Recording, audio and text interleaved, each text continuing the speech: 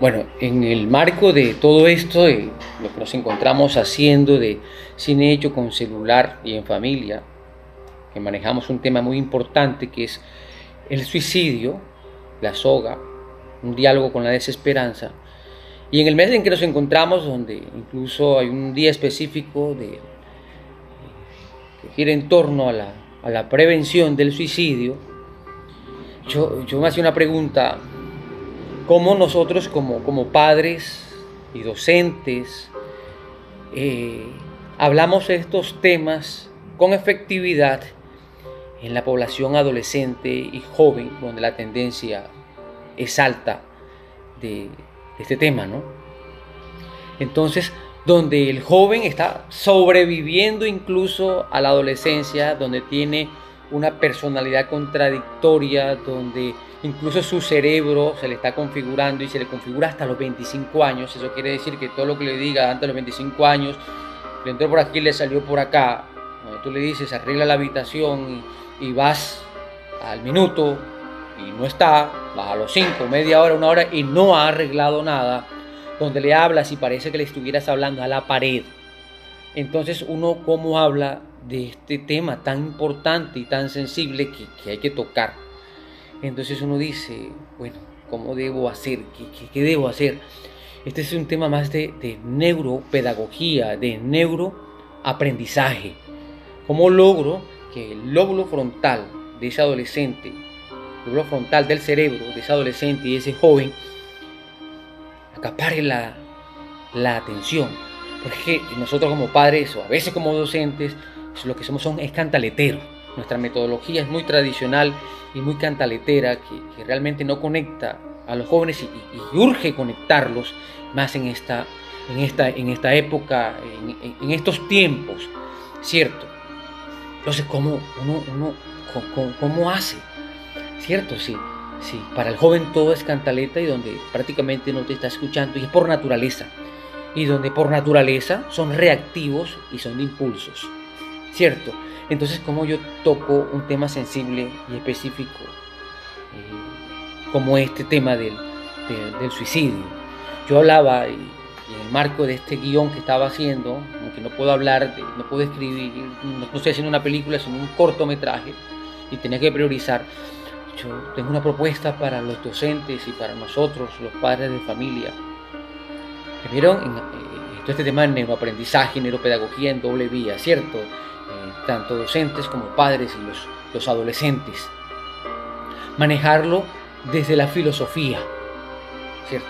Cómo llevar al joven a pensar sobre la vida, sobre la muerte, sobre el suicidio, a pensar, a reflexionar, a parir ideas, todo este tema de la mayéutica. Entonces, ¿cómo lograr eso?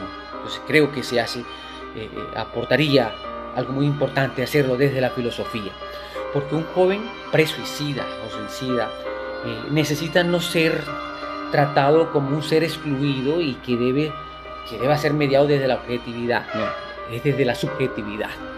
Por eso que propongo que sea desde la filosofía.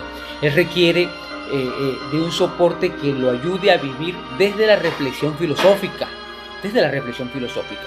Por lo tanto, un suicida verá la filosofía un lugar para el tratamiento del alma, de poner a los jóvenes a escribir sobre todo este tema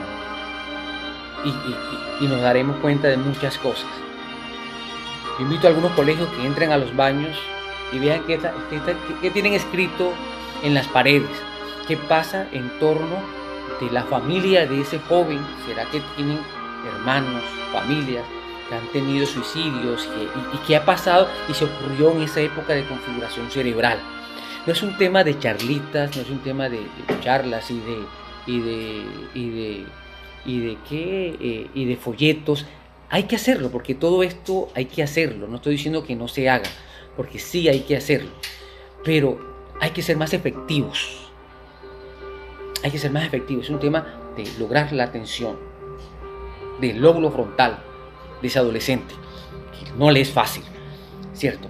Entonces, es la propuesta que yo hago, de modo que toda esta parte de la filosofía prevalezca el cuidado del otro desde la subjetividad y desde la intersubjetividad, ¿cierto? Que se proponga este tema de la filosofía practicada como un abrazo entre otros, ¿no? Es una vía para la comprensión, que procura comprender el acercamiento con el otro.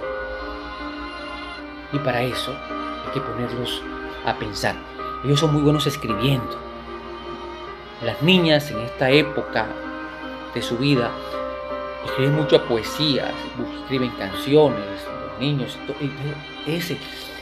eso desde allí, a escribir, a pensar. Yo ponía a mi hijo, el mayor, el adolescente actualmente, a que me escribiera un cuento la semana pasada sobre el adolescente y sus emociones, y yo quedé preocupado, hay cosas que yo decía, uy, Dios mío, o sea, y lo redactó de una manera las emociones que yo quedé sorprendido. Yo decía, pero o sea, de esos temas hay que realmente hablar.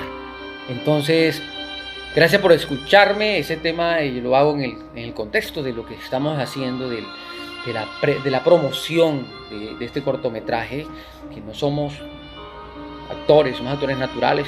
Pueda que tengamos oportunidades de mejora cuando vea que se mueve la cámara, que se le ve la mano a la otra por allá grabando. No, pero eso no es lo que quiero que se revise. Es el tema, el contenido, y que existan de pronto abrir el diálogo y el debate en torno a este tema de cómo debemos hacerlo. Entonces me despido una vez más. Yo soy Anderson Barros Carpio, soy médico epidemiólogo, facilitador incluso de IEPI clínico, comunitario y organizacional en todo este tema de infancia, que trabajo también con pueblos indígenas orgullosamente. Nos vemos en una próxima oportunidad.